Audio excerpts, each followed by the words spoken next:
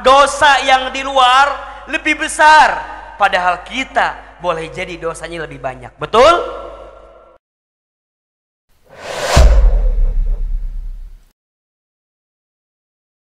Jadi saat kita putus asa dengan ampunan Allah, dosa atau tidak? Dosa. Makanya mohon maaf ya, Allah itu ampunannya lebih luas, lebih besar dibanding dengan dosa-dosa kita. Tetapi ingat, jangan karena Allah maha pengampun Ustaz, Allah maha pemaaf, udah bikin dosa aja dulu. Jangan. Itu dosa yang kelima tuh. Menyepelekan dosa karena kita menganggap kalau Allah maha pengampun. Na'udzubillahi min. Berarti apa? Kalau tahu kita bikin dosa, tahu salah, segera bertaubat, minta ampun kepada Allah subhanahu. Maka orang yang spiritualnya meningkat, dia lebih tenang. Kenapa? Karena hidupnya hanya sibuk dengan perbaikan dalam dirinya. Evaluasi diri. Kalau bahasa ininya apa? Muhasabah. Apa? Mohon izin ya, apa yang membuat kita sibuk dengan aib dan dosa orang lain? Apa kira-kira? Halo? Ibu-ibu tah biasa nama tah. Apa yang membuat kita sering sibuk dengan aib dan dosa orang lain? Jawabannya karena kita jarang dan tidak muhasabah diri. Betul apa enggak? Karena kita tidak pernah mengevaluasi diri. Betul apa enggak? Seakan-akan, mohon izin, mohon maaf, dosa yang di luar lebih besar, padahal kita boleh jadi dosanya lebih banyak. Betul? Ada bahasa begini, apa tuh? Semut di ujung apa? Semut di ujung lautan kelihatan, gajah di pelupuk mata kelewatan, kan begitu kan? Kenapa? Karena kita sibuk dengan kesalahan orang lain. Salah satunya karena kita jarang mengevaluasi diri, alias gampangnya jarang minta ampun kepada. Makanya mohon maaf ya, kalau bapak ibu nanya nih sama Ahilman nih, kira-kira saya teh doa apa lagi ya? Udah semua doa saya minta, kira-kira doa apa lagi? Kalau kita pusing, udah banyakin doa minta ampun aja. Kan kadang-kadang, Ustadz, saya minta apa lagi ya?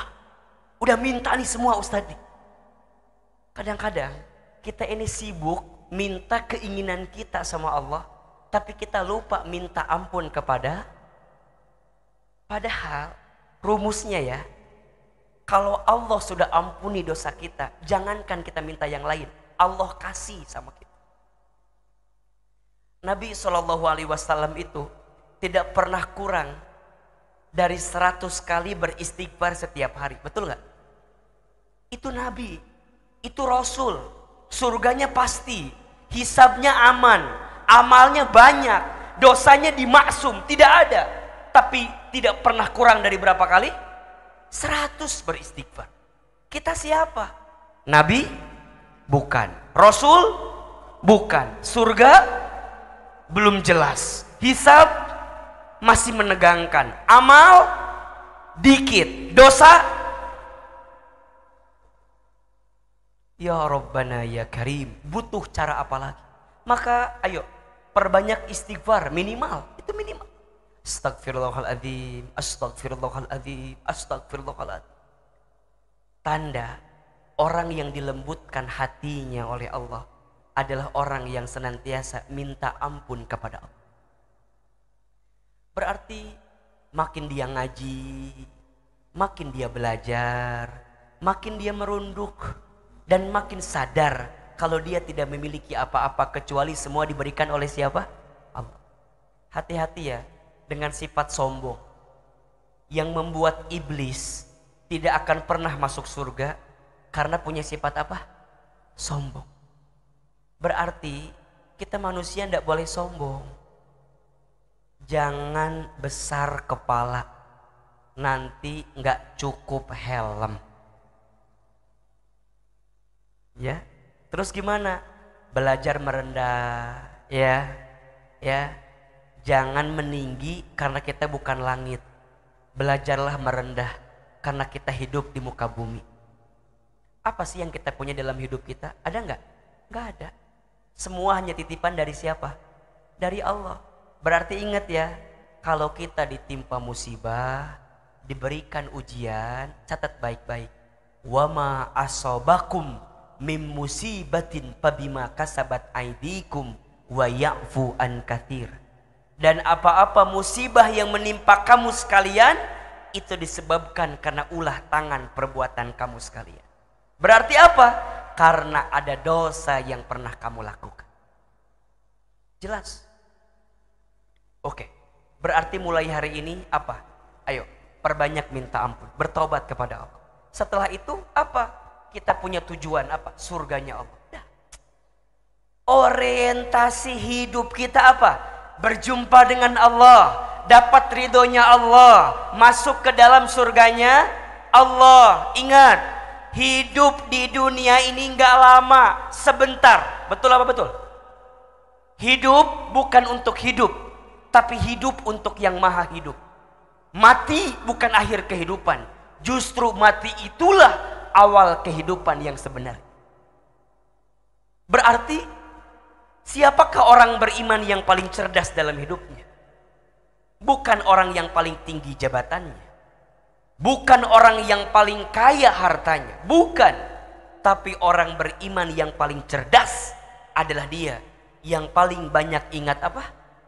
Mati dan mempersiapkan bekal kematian. Berarti selama dia hidup, apa sibuknya? Nyiapin bekal. Karena dia nggak pernah tahu sampai kapan Allah berikan kesempatan hidup kepada diri. Mohon maaf, ada atau tidak sahabat kita, saudara kita, tetangga kita yang tahun lalu masih ketemu Ramadan sama kita, Ramadan tahun ini nggak ketemu lagi sama kita? Ada apa nggak? Banyak atau sedikit? Banyak. Boleh jadi kita pun demikian. Kemarin kita diberikan kesempatan Ramadan, belum tentu tahun depan kita bertemu lagi dengan Ramadan. Berarti apa, Hilman? Selama kita diberikan kesempatan hidup, jangan sia-siakan. Kecuali kita punya orientasi kebaikan dalam hidup kita. Apa? Ingin ridhonya Allah, ingin surganya. Kalau hidup kita udah begitu tuh, udah nikmat. Tolong catat baik-baik ya. Yang membuat hidup kita tidak akan pernah mendapatkan kebahagiaan apa? Karena hidup kita orientasinya hanya sebatas urusan dunia. Ibu bapak, dunia ini makin dicari makin capek. Betul apa enggak? Capek enggak sih? Capek. Tapi Ustadz gimana? Enggak usah nyari dunia. Bukan enggak usah nyari dunia. Silahkan cari dunia, tapi dunia itu jadi wasilah untuk mendapatkan apa? Akhirat. Itu poinnya. Jadi bukan gak boleh nyari dunia, kata siapa? Boleh. Tapi jadikan dunia untuk wasilah mendapatkan urusan apa? Akhirat. Berarti sekarang mohon maaf, kalau dunia gak dapat jangan stres. Kalau dunia gak dapat jangan frustasi. Karena ini hanya apa? Hanya alat. Hanya alat. Berarti masih ada alat lain atau tidak? Masih. Ini pentingnya hidup nih. Orientasi kita kudu karena Allah. Ingin ridhonya Allah. Masuk surganya Allah. Itu. Berarti saat dia bisnis, gak akan sikut kiri sikut kanan. Kenapa? Zalim. Nipu orang. Haram hukumnya. Percuma dia dapat. Tapi hilang keberkahan. Ketika dia berumah tangga, maka dia akan jaga betul rumah tangganya. Kenapa? Bukan semata-mata tentang cinta antar pasangan di rumah tangga, tapi tentang pertanggungjawaban di hadapan Allah Subhanahu wa ta'ala. Saat dia diberikan amanah, diberikan kedudukan, diberikan posisi, bukan tentang jabatannya, tapi tentang manfaat yang bisa diberikan selama dia menjabat dalam kehidupannya. Itu poin.